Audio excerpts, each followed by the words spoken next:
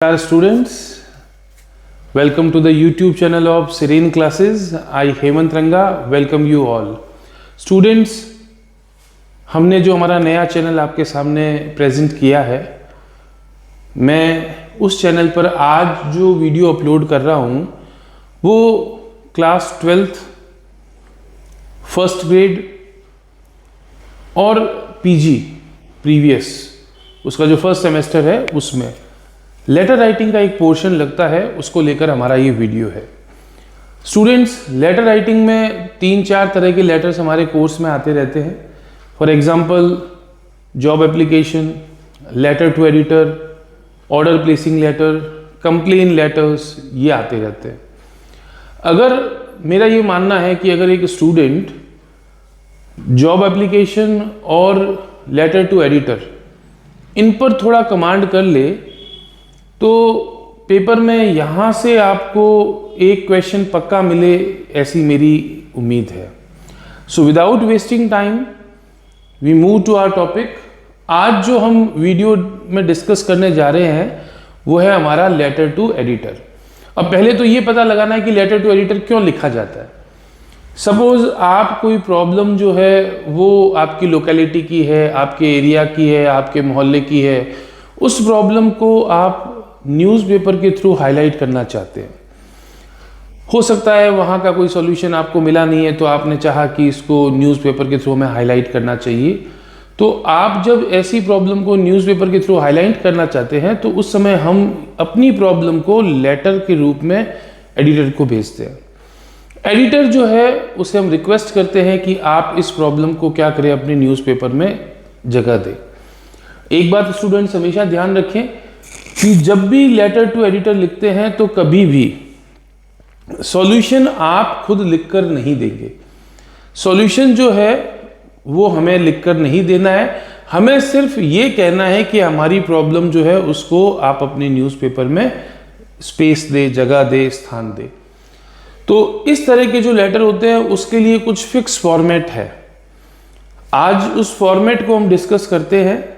जैसे जब भी, पहले तो ये ध्यान रखिए एक पेपर में जो क्वेश्चन आया है वो किस तरह का है। ये डिस्क्रिप्टिव और ऑब्जेक्टिव दोनों के लिए बेनिफिशियल है। फॉर एग्जाम्पल कि आपको जो लेटर दिया गया है वो लेटर एडिटर को आपको भेजना है, वही लेटर है।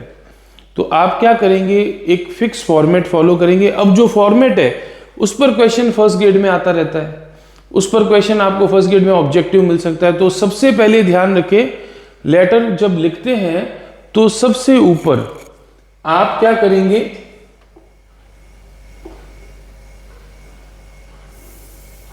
देखिए पहले तो ये ध्यान रखें कि आपका जो लेटर है वो हमेशा कॉपी की लेफ्ट साइड से चलेगा।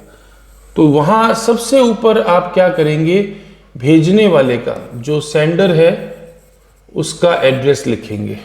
ठीक है स्टूडेंट्स, सेंडर एड्रेस में कभी भी नाम नहीं लिखा जाता है, इस बात का भी ध्यान रखिए।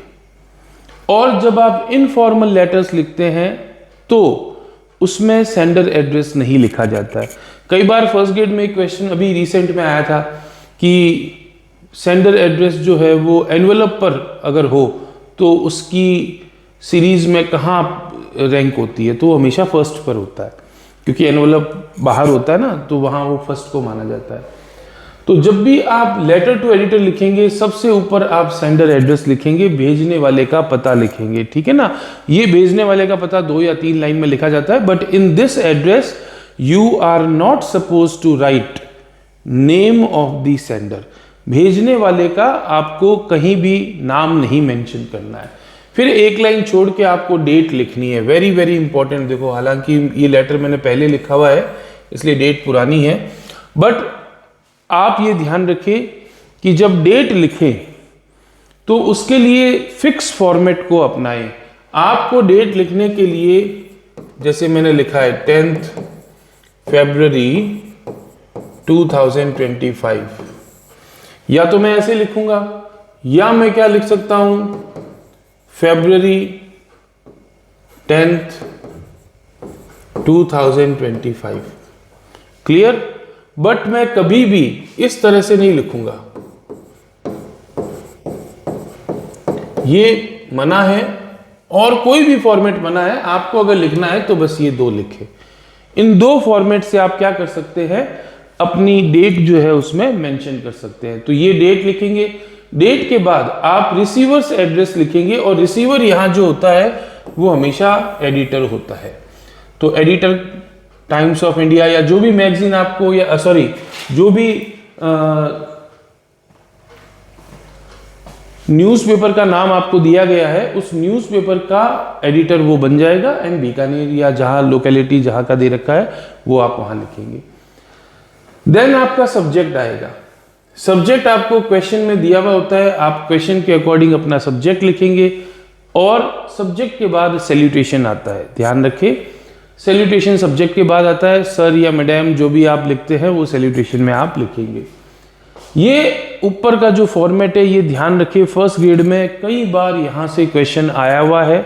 डेट का एग्जैक्ट फॉर्मेट क्या है ये पूछ सकते हैं।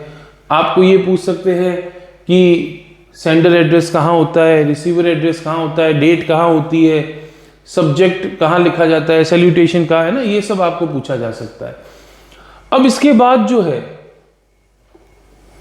अगर आप क्लास 12 के स्टूडेंट हैं, है ना, सीबीएसई या राजस्थान बोर्ड दोनों में, तो देखिए मैंने cruel treatment of stray dog, है ना, ये अपना एक टॉपिक चुना और उस पर मैंने ये लिखा हुआ है। बट ये ध्यान रखें कि स्टार्टिंग जो है वो इसी तरह की होनी चाहिए, जैसे through the columns of your esteem newspaper I want to draw the attention of civil society, common people and concern authorities towards one of the common issue of our locality that is ill treatment. अब देखो that is तक का जो topic है ना, sorry that is तक का जो मैटर है, ये इतना 3 लाइंस जो है, देखिए यहां तक, ये 3 लाइन आप किसी भी लेटर में लिख सकते हैं जो एडिटर को दे रहे हैं आप। तो ये कॉमन स्टार्टिंग हो गई। इसके बाद आप क्या करें, जो आपका मेन इश्यू है उसके बारे में थोड़ा सा बताएं। ये आपका फर्स्ट पैराग्राफ होगा। इस फर्स्ट पैराग्राफ के बाद आप जब सेकंड पैराग्राफ में जाएंगे तो आप अपनी प्रॉब्लम को एक्सप्लेन करेंगे, उसकी व्याख्या करेंगे, है ना। यहां आप चाहें तो कोई एग्जाम्पल डाल सकते हैं, कोई घटना डाल सकते हैं, जिससे आपका कंटेंट क्या हो जाएगा, थोड़ा अप्रोप्रिएट लेंथ का हो जाएगा। फिर इसके बाद एंडिंग में आप रिक्वेस्ट करेंगे इस प्रॉब्लम को हाईलाइट करने की। ये बात ध्यान रखिए, आप रिक्वेस्ट करेंगे इस प्रॉब्लम को हाईलाइट करने की। एंड देन आप एंडिंग में जो एंडिंग लाइन होती है, hope for quick and positive response, waiting for quick and positive response, इस तरह की लाइन से ऐड करेंगे। थैंकिंग यू या थैंक यू लिखेंगे। And then very very important point, देखो है ना, इस बात को भी स्पेशली ध्यान रखें। ये वाला क्वेश्चन भी कई बार कॉम्पिटिटिव एग्जाम में आया हुआ है और बच्चे भी इसको गलत करते हैं। योर्स,